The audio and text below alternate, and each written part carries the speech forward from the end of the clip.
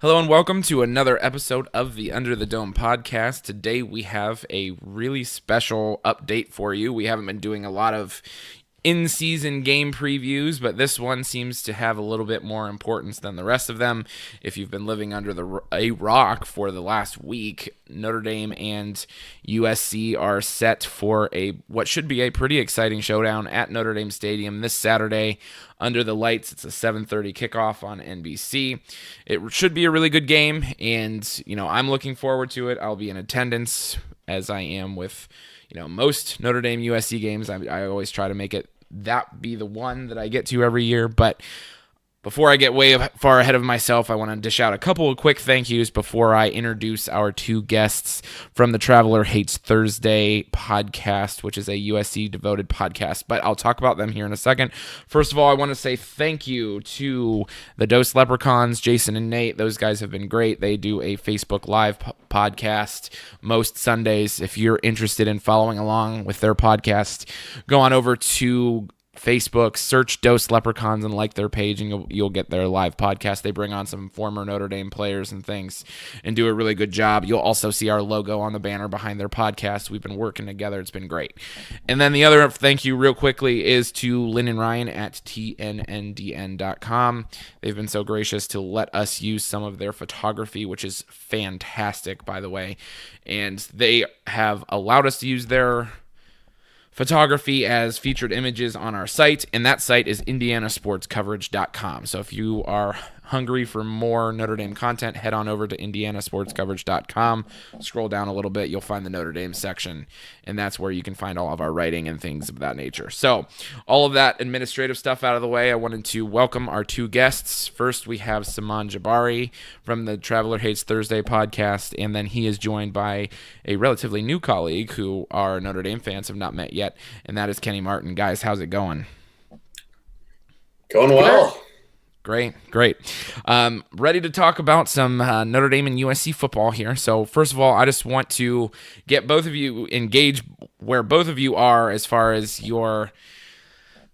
Well, I guess maybe I should give a precursor to this. I think that whenever Saman and Will and I recorded our preview podcast at the beginning of the season, I asked them a question to the effect of, what will make this a successful season for USC? Is it college football playoff or bust? And it seems as if, and if my memory serves, that both of them pretty well said to a certain extent yes.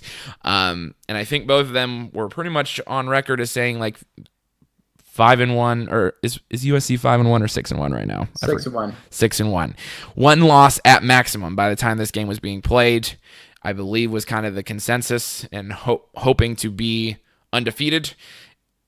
How are you feeling at this point in the season with how the Trojans have progressed so far? Saman, let's start with you. Well, it's not how I envisioned them getting there, to be entirely honest with you. I thought that they would lose to Stanford. That has been the most decisive performance by this team so far this season, which is not a sentence that really makes much sense. They, as everyone knows, they lost on a Friday night in Pullman, Washington, which if you decide to be a little liberal with our name and say Traveler Hates Weeknights, you are absolutely right, as USC is 1-3, I believe, or 1-2 since the inception of the podcast on weeknight games. But yeah, it's weird. There have been some really weird games. There's been a lot of odd turnovers, some that make sense, some that really don't. But I think there's a tentative confidence, excitement. I think everyone's really worried about this game, but Kenny, what do you think? Yeah, this has been the word that keeps coming to mind for me for this season is confusing. So a very confusing season. I think most USC fans expected there to be probably a loss going into this game, and it being either against Stanford or Washington State. USC looked like they had a pretty rough early schedule. If you just looked at the win-loss record, we'd be on track with a lot of preseason expectations, I'd say. But looking at the games, that's not the case. USC has squeaked by a lot of times. They've pulled off miracles at the last second to win a lot of these games, which is not what most fans wanted to see going into the season, where, like you mentioned, the expectation kind of was following up on last season, going to the college football playoff. So, I mean, USC fans are happy to be 6-1, but not very happy with how that 6-1 came about.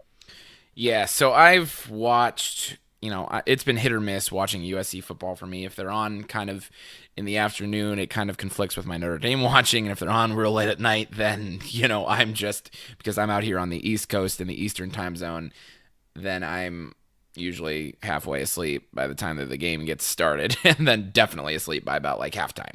And that's a little bit of a hyperbole, but to be honest, I haven't sat down and I haven't watched a USC game from start to finish all the way through, and Saturday will really be the first time that I do that. What is it safe to say that some of these near misses, I guess, I don't know, things that could have, like, let's go back to this past Saturday against Utah. USC wins 28-27, obviously. Is it safe to say that, like, that close game, the close game that they had with Texas, that USC was the better team on the field and played sloppily, and that's what pretty well has, inhibited them from going out and really dominating teams like Utah and Texas and losing at Washington State and that type of thing? Like, is that the issue? I would say it's changed throughout the season. I would definitely say that was true against Utah. I mean, USC doesn't have those 3 turnovers in that game, and it's a very different game, I think, and a very different final score than what we saw earlier on in the season. I think there was a little more to it than just sloppiness. But Sman, what do you think? It doesn't really make a whole lot of sense as to the sloppiness that happens. Some of it was the line kind of figuring out and gelling. Some of it was I don't know. One thing was going into the Washington State game. In the middle of that game, we had 3 freshman offensive linemen, which was due to injury. Yeah, USC lost 3 offensive linemen in the span of like 20 hours. Their starting left tackle didn't make the trip because he had a staph infection. Then the starting right tackle and I believe right guard then proceeded to get hurt as well. So that's, I don't know that any team is going to win a game with those sort of obstacles at hand, let alone on the road on a short week. Yes, everyone says USC and their 4 or 5 stars, but doesn't matter how many stars are next to 17 and 18-year-olds. That means that they're prospects still, and that's what those stars represent, not necessarily a finished product. So if you had to pick one thing that you're really positive about this USC team through the first 7 games of their season, what would it be from each of you? The emergence of a legitimate second wide receiver in Tyler Bonds. That Rojo is still a god, and he still scores a touchdown a game. And despite mediocre at times playing on the field, that they're 6-1. Kenny?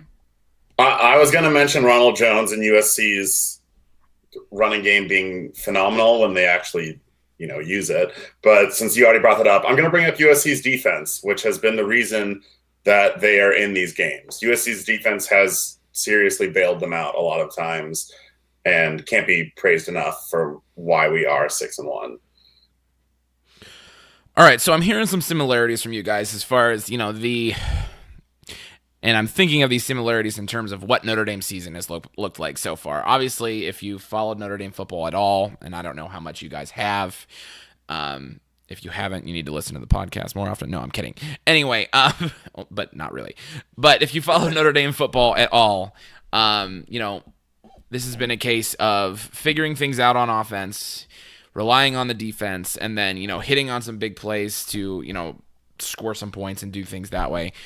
is that kind of the assessment with USC so far? And if so, like, I mean, are you at all concerned with the play of Sam Darnold? Because I feel like tiptoeing around is, Sam Darnold kind of came into this year as like almost like a consensus number 1 overall draft pick. Maybe he's regressed a little bit. I honestly don't know. He's turned the ball over a lot, but that doesn't mean he's a bad quarterback necessarily. It just means maybe he's been a little bit careless with the ball. Is it Sam Darnold that's, keeping this team a little bit from getting into a good rhythm offensively with some of his sloppy ball handling, or is it something else? That's kind of a tough nut to crack, because for every drive that Sam Darnold just kills for USC, there's a drive that none of our quarterbacks over the time since Pete Carroll left could have possibly made that happen. Yeah, there's really no explanation for it. Like, I mean, I wish I could tell you that there was like a straight line thing as to why Sam Darnold has made some of the turnovers that he's had. Some of them have been really like the Stanford game turnovers were digestible because of the fact that one of them was a ridiculous play by the Stanford defender, and the other one was like it was like an arm punt. They were both kind of like arm punts. They weren't like back breaking turnovers that put the team in bad field position. But for example, if you look at the Utah game, there was one botched handoff, 2 botched zone read plays essentially, and then he literally the third quote unquote fumble on Darnold was actually the ball bouncing off of Ronald Jones's face, and Jones thinking it was a forward pass and not a backwards pass. So some of them there's explanations for, some of them there really aren't. And early on in the season, receivers were not catching balls, which was incredibly frustrating because that was leading to some of these turnovers. We were kind of making excuses for Darnold early on. That hasn't been a problem recently, and yeah, it's become a lot more just sloppiness and boldness, maybe misplaced boldness on his part, throwing into a lot of coverage. Okay. All right. So I don't know. So I'm looking at Sam Darnold's stats a little bit, and I mean, on paper, he looks all right. I mean, he looks maybe not what you would expect from a guy that would be a consensus number 1 overall selection, but a really good college quarterback nonetheless. 163 completions in 260 attempts, 2,063 yards, which is fairly high, a fairly good average per game, and 15 touchdowns and 9 interceptions. When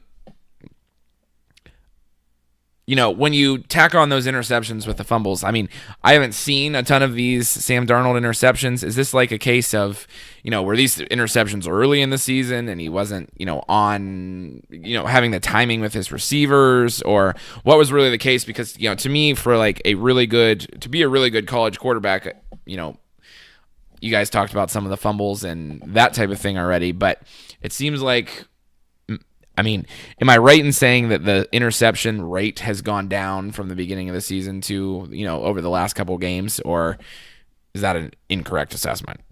Is he doing better, I guess is what I'm asking. Well, there were no interceptions in the Utah game, but that was the only time that happened this season. Okay. Yeah, and even then there was like a very interceptable pass that occurred that the Utah safety just flat out dropped. So yeah, the decision making still isn't ideal, but the defenders of Sam Darnold, the Daniel Jeremiahs, who we're big fans of, and other pro scouts say you live with those decisions because it's aggressiveness. And that's those, kind of throws. He makes enough good plays to outweigh the bad plays. And I mean, when you're 6-1, you can't really argue with that, right? Like, yeah, he's made horrible, horrible decisions. But the only game where he was kind of truly bad was the Washington State game. So let's talk Notre Dame and USC kind of more specifically here for a little bit. So finish this sentence. In order for USC to win against Notre Dame on Saturday, blank has to happen. Saman, let's start with you. Sorry, say that again. So in Notre order Dame for has to beat.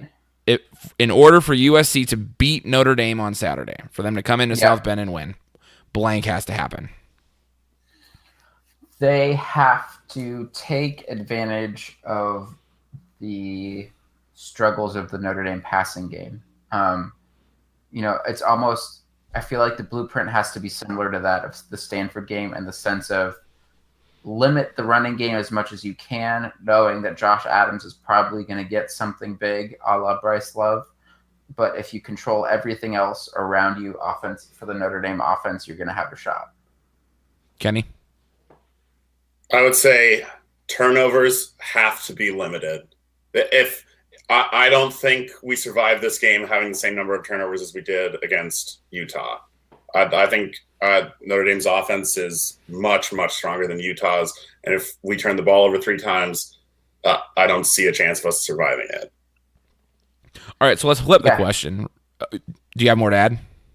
Yeah, I was going to echo that. I mean, not just the sheer turnover volume, but also kind of like the sequencing. I mean, SC put itself in a 21-7 hole. Like that's not a hole that you're going to be able to climb out of with looks like a much improved Notre Dame defense. And this year, USC doesn't have an Adoree Jackson to bail them out of these shortcomings on offense. So the punt return and kick return games are not nearly as good without that superhuman being. To put it mildly. Yeah. Yeah, so I guess, okay, so what I was going to say next, and maybe we've already answered this question, and if so, maybe I'll just edit it out of the podcast, but let's flip the question real quick and just say, if for Notre Dame to win this game, or if you got from you guys' perspective, for USC to lose this game, if they lose this game, USC, what happened to make them lose the game? Like, what went wrong? Notre Dame runs for 450 yards or something insane. I mean, if they can't get Notre Dame off the field, then there's no chance. Yeah, Kenny? I was going to say a similar thing. Clancy Pendergast's defense seems to try to focus on eliminate their most powerful weapon and try to make Brandon Wimbush beat you through the air. If he can't do that, if Josh Adams gets his yards anyway, then the defense is going to get gassed and Notre Dame will win the game. So from a USC perspective, is there legitimate concern that they're not going to be able to stop the run, or is there a pretty good confidence in that aspect of the game? There's some concern, definitely. Our starting defensive tackle was in a car accident and has a concussion and won't be traveling. That is Josh Fatu, so that's a pretty big hole to fill.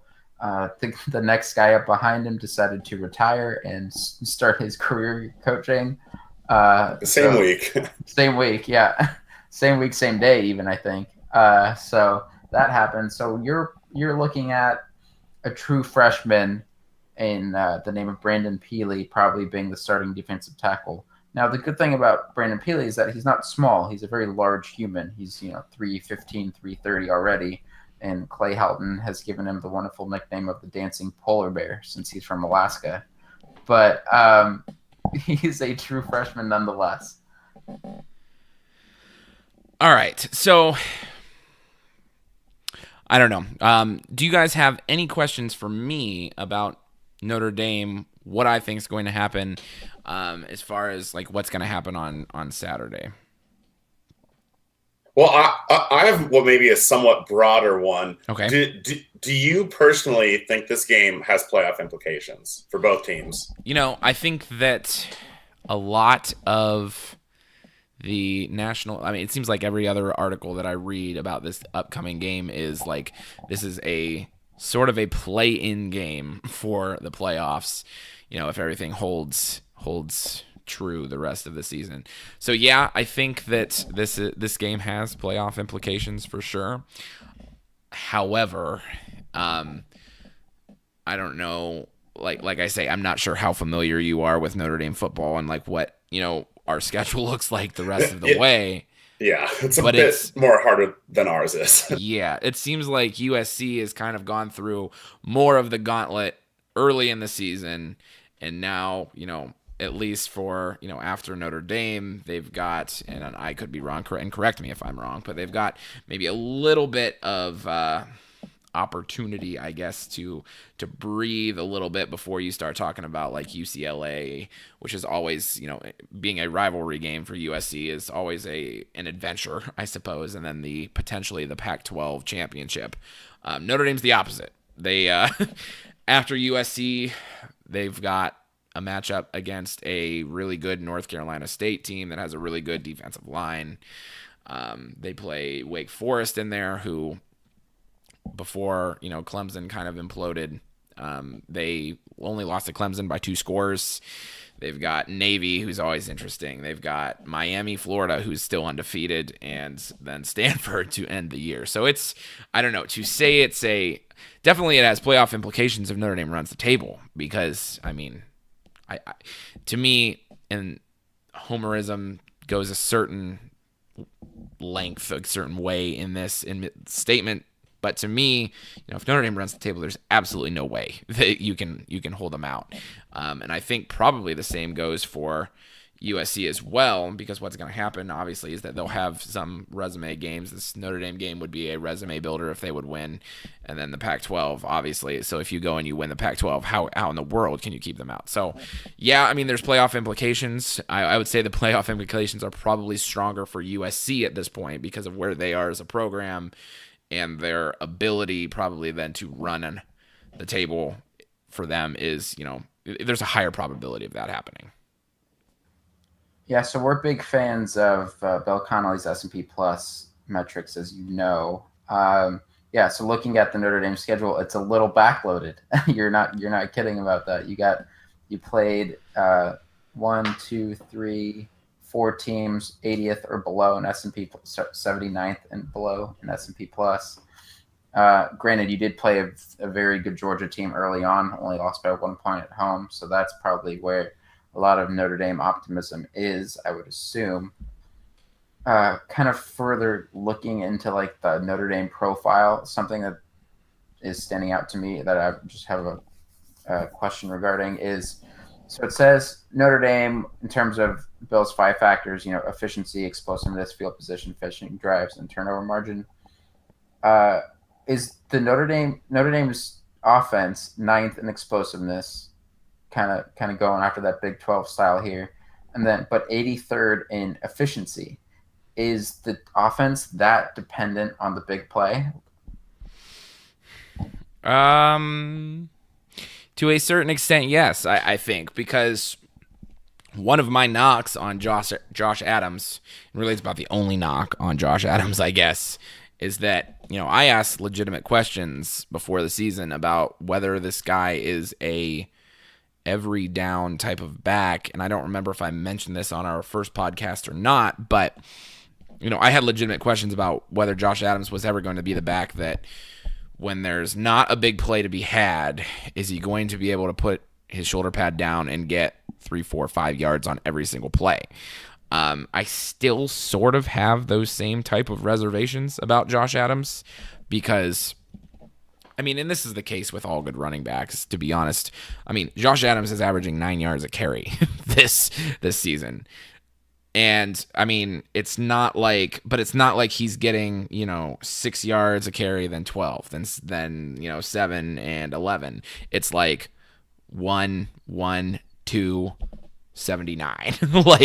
And that's kind of how Josh Adams' career has been at Notre Dame. So yeah, they are really dependent on the big play. I think that, I don't know, the passing game has been a big topic of discussion for Notre Dame because obviously we came from Deshaun Kaiser, who was throwing the ball all over the field, to now Brandon Wimbush, who's a different type of player, a new offensive coordinator that runs different even formations. Like, Notre Dame uses a fullback now on occasion. Like, what?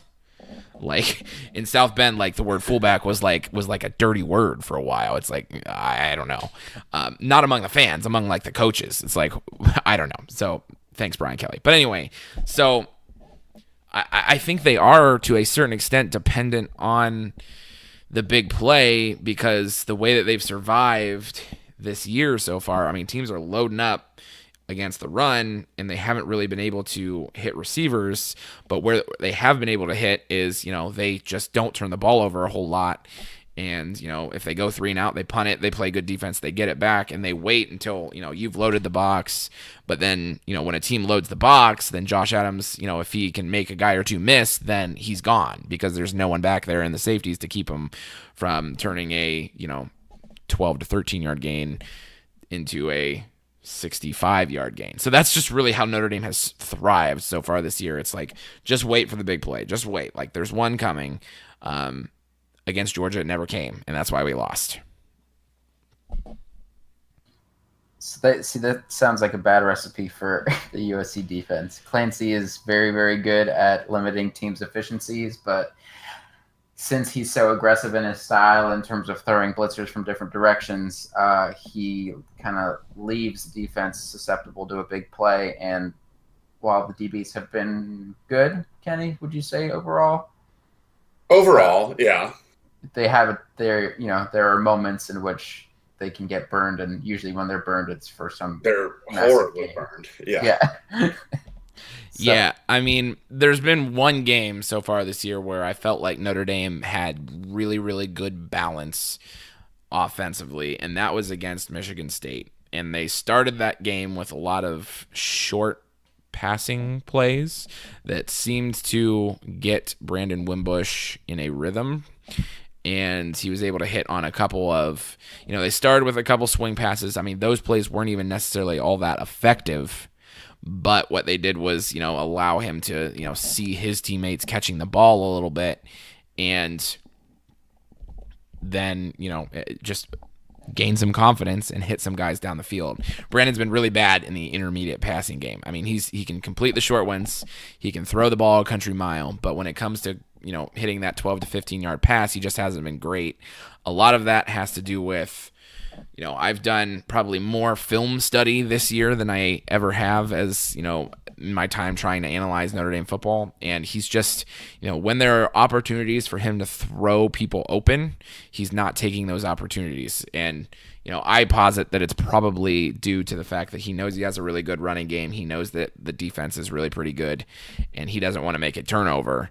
But I don't know. Like you guys said, they've played against some teams that are not exactly juggernaut type teams, so he can do that.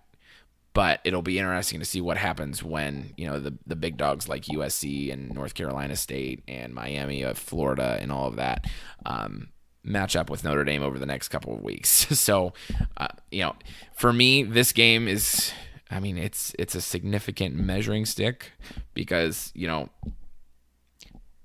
our first measuring stick didn't go real well as far as the Georgia game.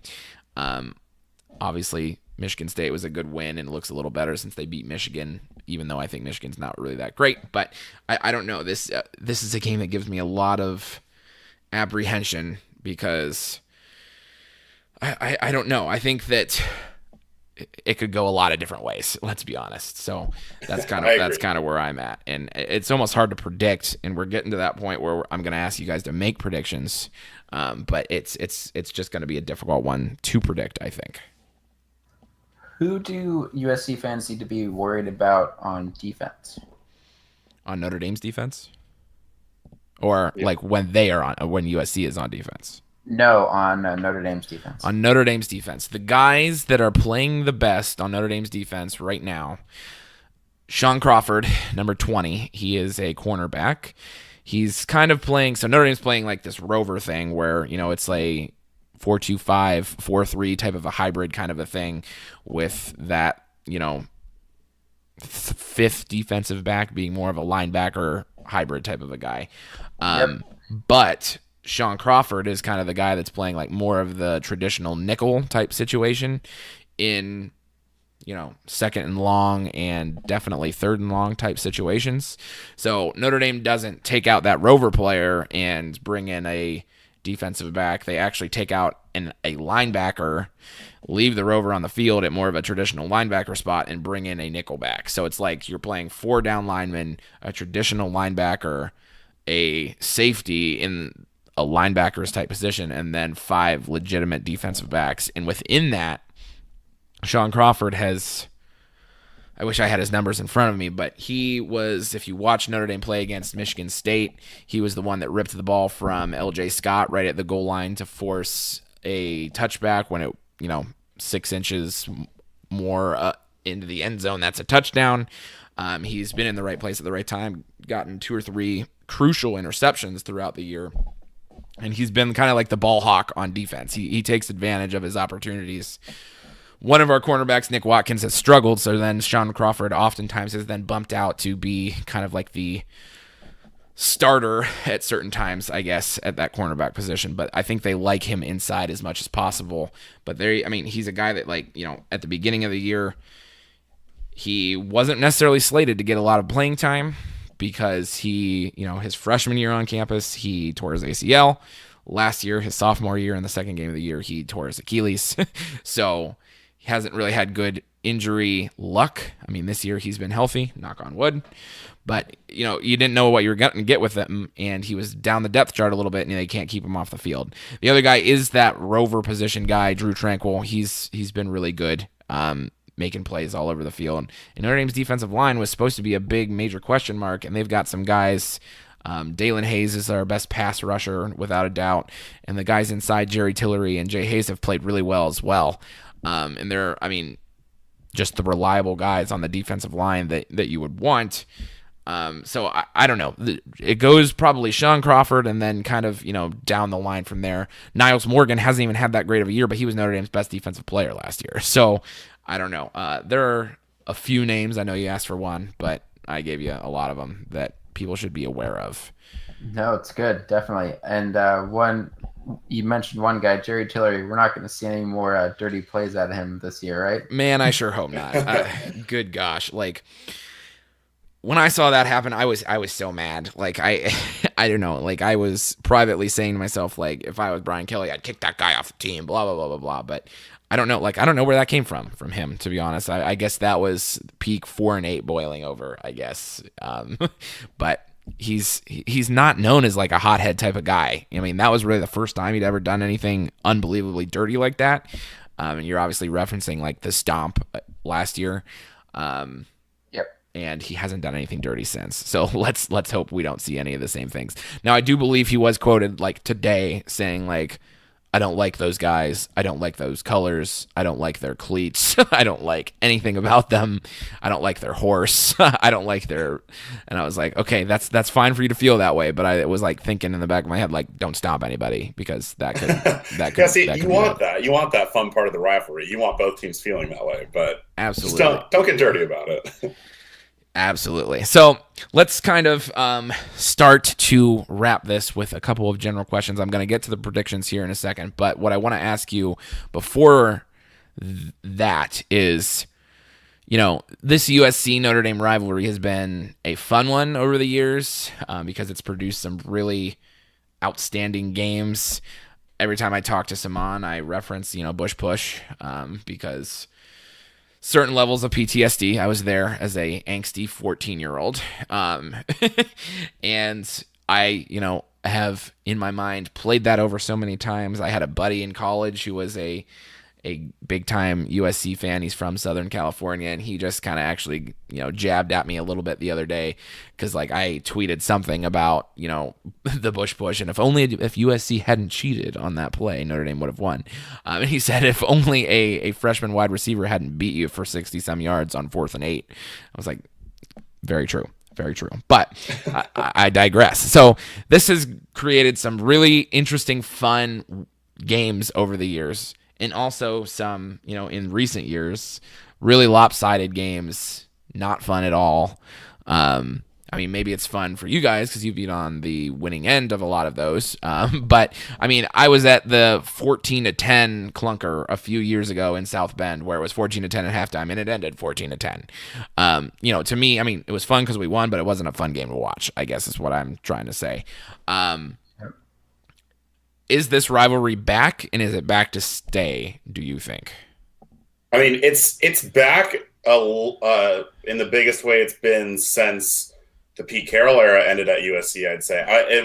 There hasn't been a ranked matchup of the two teams since his final season. And not only is this a ranked matchup between the two teams, it's, like we kind of referenced earlier, there's possible playoff implications for both teams. They're both ranked highly. So in that way, I started going to USC in 2010. That's when I really became a fan.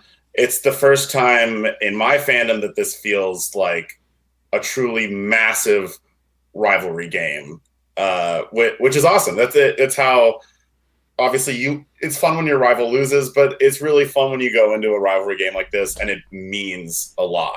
So, I mean, I'm very excited for this year, and I hope it's something that's going to be continuing for both teams, this kind of national relevance. Simon, yeah, it's definitely back this year. There's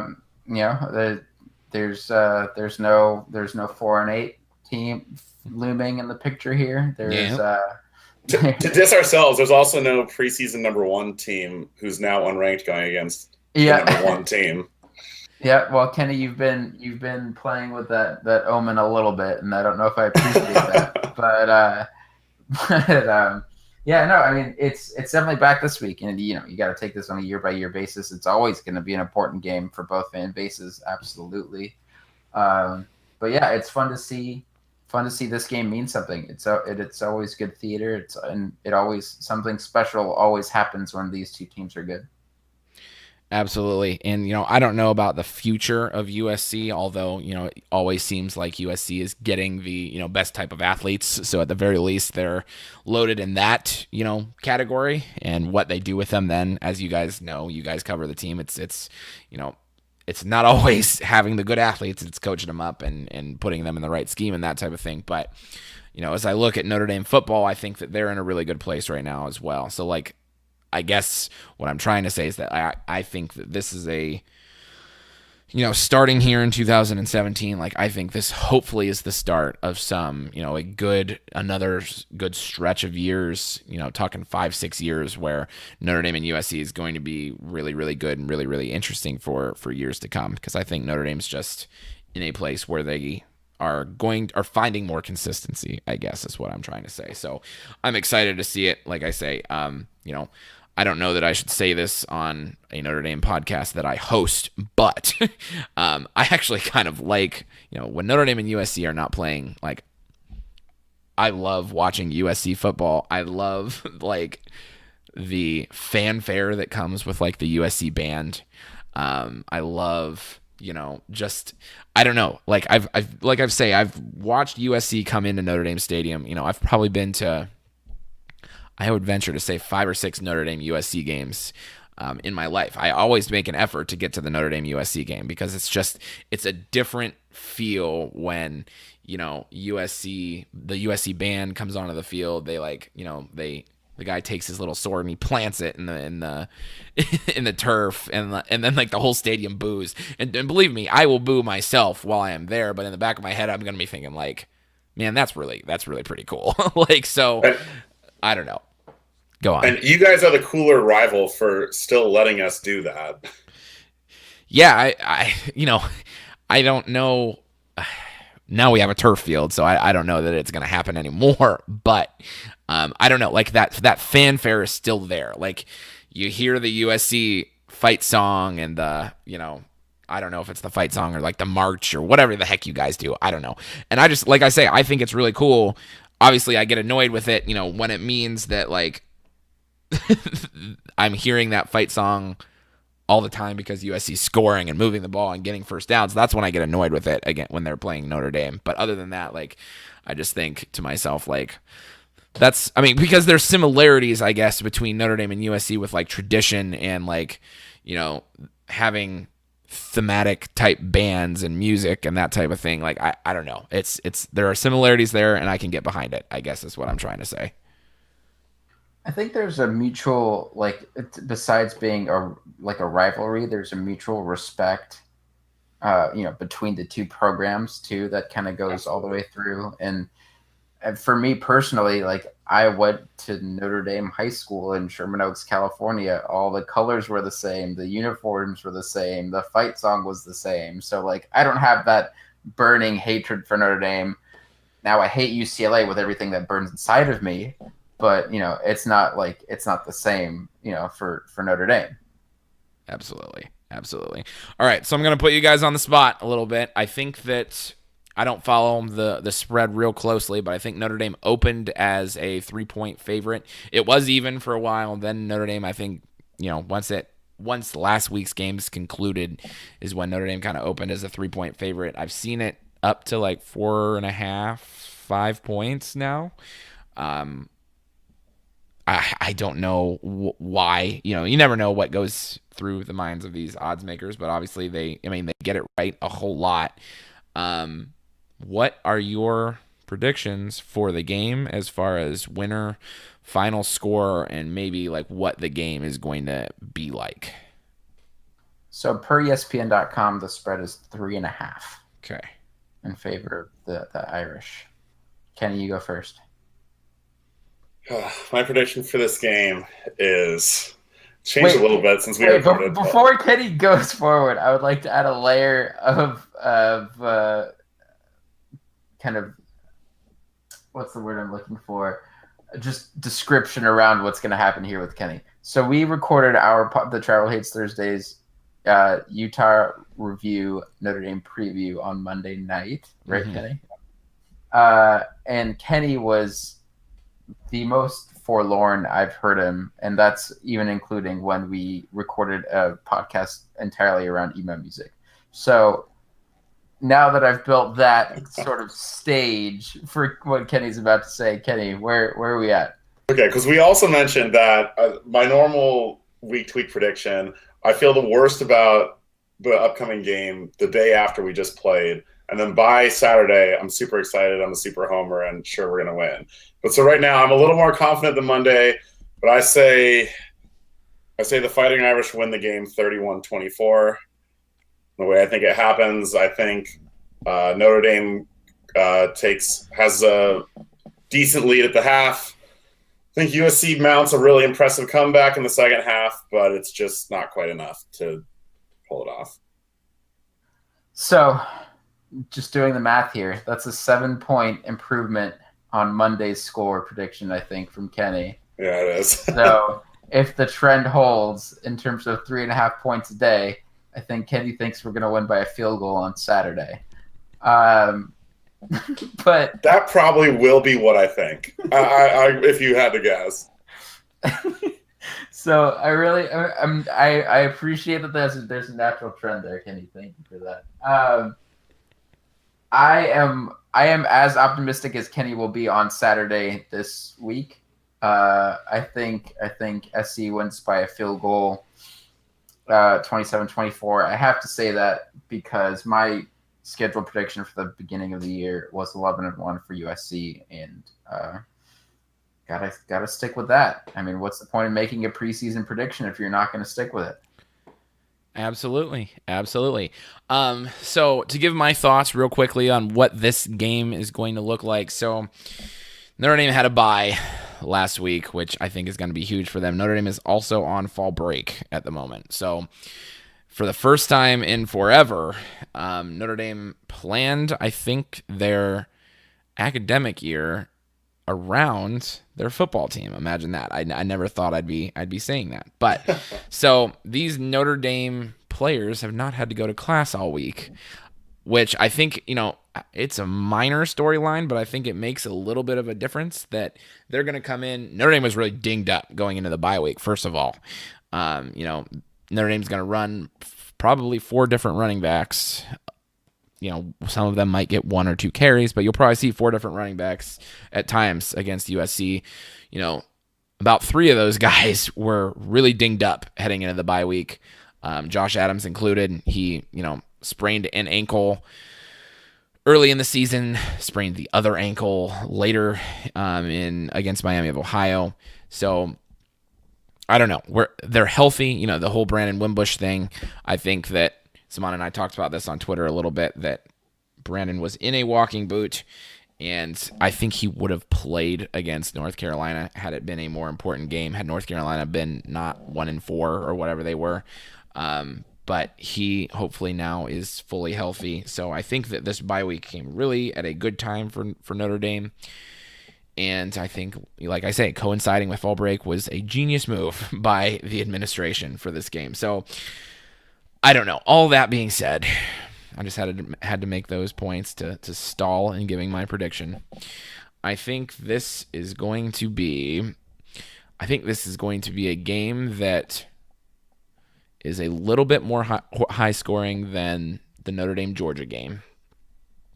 But I think that it's going to play out a lot like that. And I will go 28-27 Notre Dame victory. Another classic. Indeed. And I think that, I don't know. Maybe I want to change the score. I think this is going to be a game where the special teams is going to come into play a whole awful lot with kickers and things, because Notre Dame's been really good about bend but don't break, and they also have had some drives stall out before they even get to the red zone and have to rely on Justin Yoon and things. So I don't know, maybe there's a 2-point conversion in there or something like that, but I think that somehow, some way or another, special teams and the kicking game is going to be big going forward. Yeah, should be a really good game. Hopefully it's not sloppy for USC fans' sake, because it could get out of hand quickly. But yeah, I think you're seeing two good defenses kind of play out on Saturday, and the running quarterback is always a problem for USC. So if they can sort of contain that at least moderately, they'll have a puncher's chance. Absolutely. I think that Brandon Wimbush will throw the ball a little better. I don't exactly expect him to come out and throw for 300 yards though. And if he does, I think that means that they didn't run the ball very well, and that means that they probably aren't going to win. So that's my thoughts on that. But all right, gentlemen, thank you again for joining me. Kenny, it was nice meeting you and having you on this podcast for the first time. Simon's been on a time or two. So, first of all, guys, if you have enjoyed listening to this and you want to hear more Notre Dame USC talk, head on over to @THT_USC. That's the Traveler Hates Thursday Twitter page. Like they referenced during the podcast today, they have some other Notre Dame USC talk from more of a USC perspective. So check them out as well. Check us out on iTunes, Stitcher, Google Play, all of those places, Overcast, Media Player, anywhere that you use to organize your podcast, we're there. Search Under the Dome Podcast and look for our logo, and we'll be right there. So again, thanks guys, and thanks for listening, listeners, and until next time, go Irish.